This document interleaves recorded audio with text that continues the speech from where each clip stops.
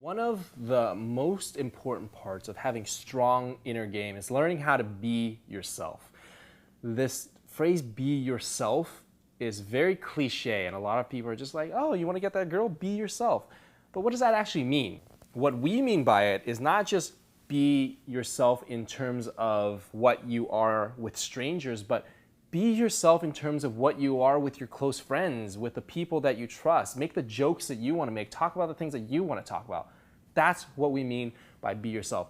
And we sum this up in one concept, which is be polarizing. Being polarizing means you're being you 150%. Not 100%. You're going overboard because you're so much you. But a lot of people are ashamed of being themselves. And I think that's really sad because you should never be ashamed of who you are. That's why you see a lot of people at parties and mixers and, you know, like all these things you get invited to where they're just like being super nice to people. They're like, hey, what's up? Blah, blah. It's like, it's so fucking fake. And then they go, oh, what do you do? But do you really care? Like, they're not being real with you. They're not talking to you like a human being. They're not acting as if like, hey, bro, like, I want to ask you a question that's like really, really... But no, it's not just that. It's also that the way they're acting with me is not the way that they act with their friends. And you can tell. Yeah, and you can totally tell.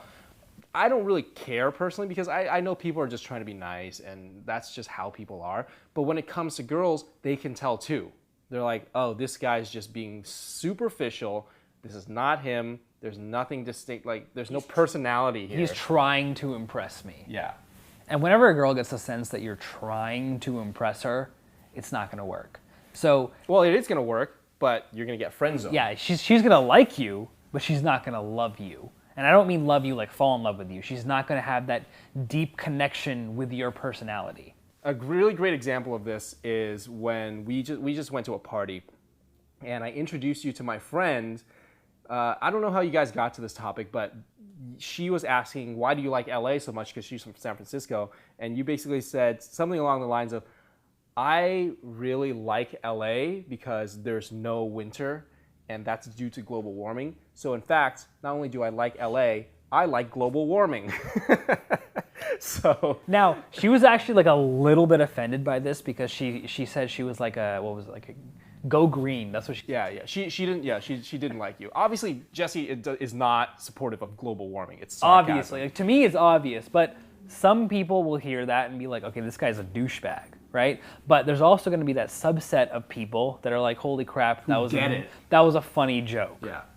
Here's how I always explain it: is if you're at your house and your mom brings over, you know, her best friend from high school that you never met, how are you going to act with that lady? You're going to be like, oh, hey, what's up? How's it going? Yeah, how's it going? You know my mom, that's crazy. Yeah, cool. And like, you're going to ask very surface level questions, and that's how people act all the time. They play it safe, and they're not themselves. In that situation, it's fine. You know, you're not there to make a connection. You're just there to make small talk, to be nice. But when you're trying to make a connection with someone, you don't do that shit. That's boring. That's so superficial, and girls are going to be like, this guy has no personality. Girls are going to think, this is a basic bitch. Yeah. You don't want to be a basic bitch. Yeah, you don't want to be a bird. you want to be a very advanced human being. So basically the point is, know what you like, know what you like to talk about, and don't be afraid to put yourself out there and talk about those things. Sure, not everyone's going to like what you're talking about, but there will be a subset of people that absolutely love what you have to say. And those are the people you should pay the most attention to. Now, I want to show you a clip from the God Mode package where I'm talking to two complete strangers and I'm using the concept of being polarizing to basically explain a point. The point is, when you say things that you're passionate about, people get sucked into it. And in this clip, you're going to see me talking to two girls saying jokes that I personally find funny.